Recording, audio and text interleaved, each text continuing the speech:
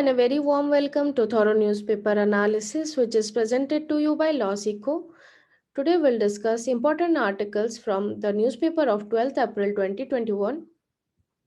We have two important articles of the day, that is, why the Personal Data Protection Bill matters. This is an article from The Hindu. Second, we have lessons from the first lockdown.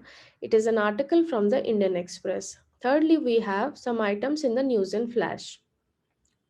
So if you're preparing for CLAT or any other law entrance examination, then you can definitely go through our Project Maverick course, and you can enroll yourself with a very nominal fee, and also you can download free study materials from here.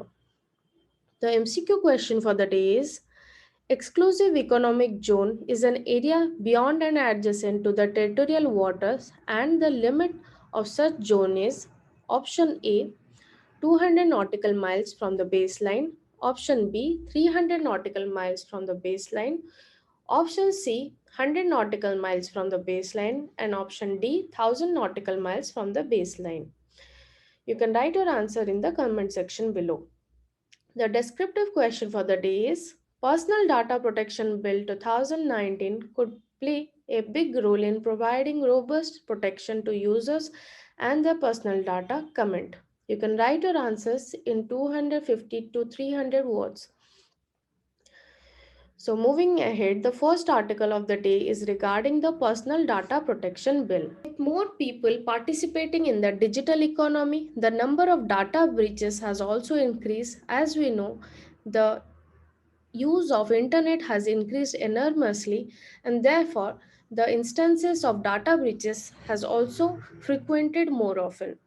Recently, the breach at the Movivic, which is the online wallet, which could be India's biggest breach as it exposed the data of 9.9 crore users, and it brought their personal data at risk. As we know, the existing data protection regime rests on the IT Act 2000. However, this act does not emphasize much on data privacy. Also, there are many shortfalls in this regime as the entities can override the protection by taking users' consent to process personal data. Secondly, this regime also emphasizes data security, however, it does not emphasize much on the data privacy. Entities have weaker obligation to respect users' preference in how personal data can be used as per this regime, and the provisions under the IT Act also excludes the government agencies. And lastly, but not the least, there has been inadequate measures in addressing risk emerging from new developments in data processing technology. So, based on the Puttuswamy judgment in 2017, the Committee of Expert under Justice B.N. Sri Krishna was set up, and it suggested a draft data protection law. And based on this draft data protection law, and after several revisions, it became the Personal Data Protection Bill 2019. This applies to both government and private entities. Secondly, this emphasizes on data security as well as it lays its emphasis on data privacy. It gives users a set of rights over their personal data, and it means to exercise those rights. And lastly, it creates an independent regulator known as the Data Protection Authority. However, the success of this bill would lie with the implementation. So there have been concerns about the effectiveness and the independence of the regulator. Now let's have a look what the data protection bill has for the different segments. First is the consumers. So the data of the consumer can be processed only after consent is given, after the bill is passed. Secondly, there have been safeguards which include penalties which are introduced to prevent the misuse of personal data.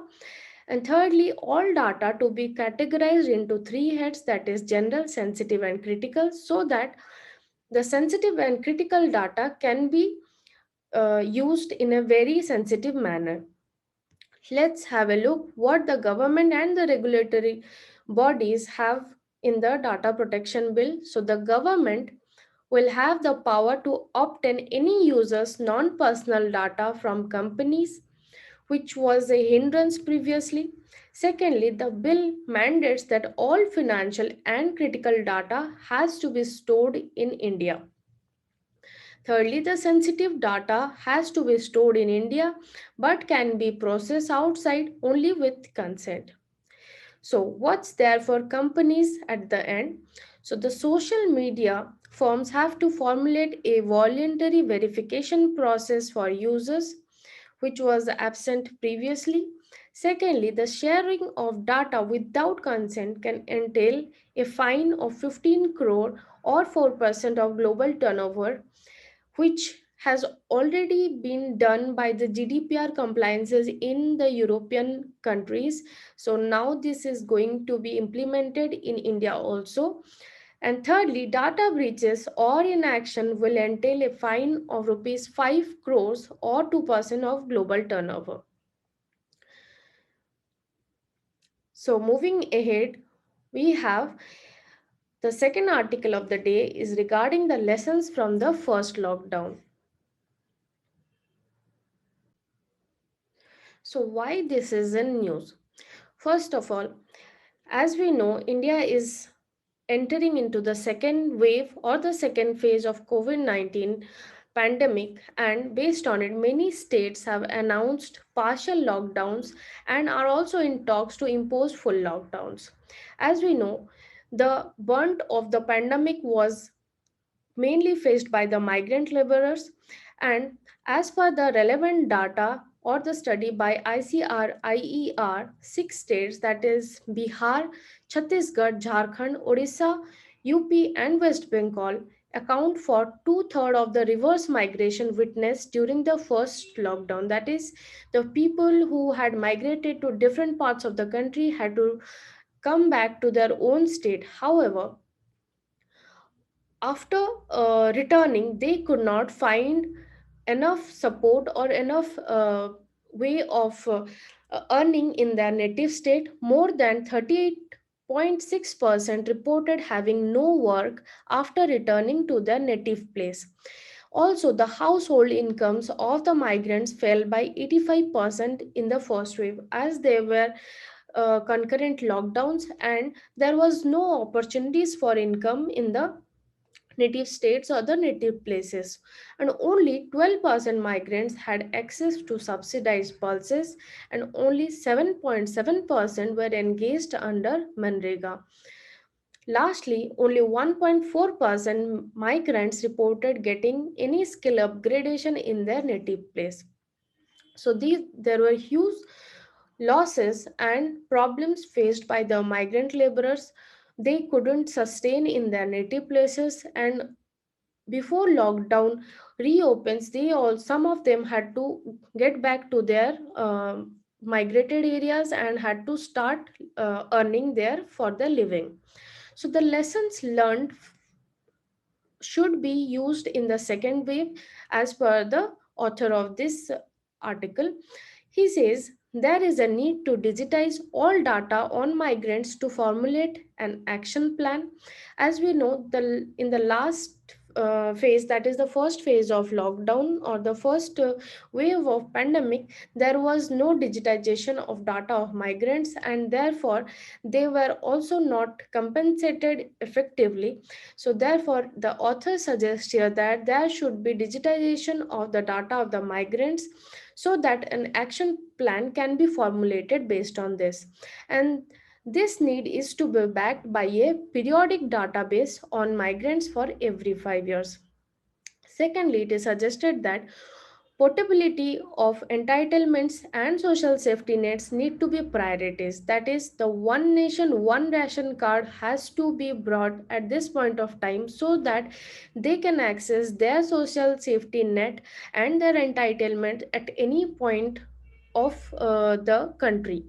So other options such as like cash transfers, health insurance, and treatment in any place should be given to the vulnerable sections because they faced huge problem, and also there were many deaths in the path of migration and reverse migration.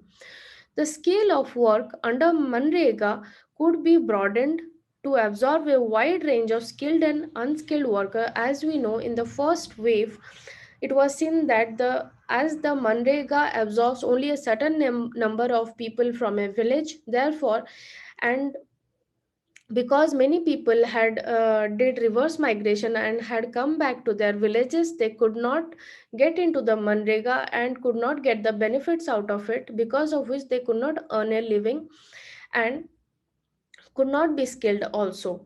So therefore the author suggests that the ambit of Manrega should be broadened so as to absorb a wide range of locals, and local digital platform need to be registered and need to be connected to the workers. So last we see at the news item in flash, it is the 60th anniversary of Yuri Gagarin. So Russia is celebrating the 60th anniversary of the first manned flight to space, which carried a astronaut Yuri Gagarin in the spacecraft Vostok 1. The flight lasted for 108 minutes to complete one loop around Earth before returning to the home soil. So, therefore, this day is celebrated as the International Day of Human Space Flight since the day of adoption of the UN General Assembly in 2011. So, this was all for today. Thank you.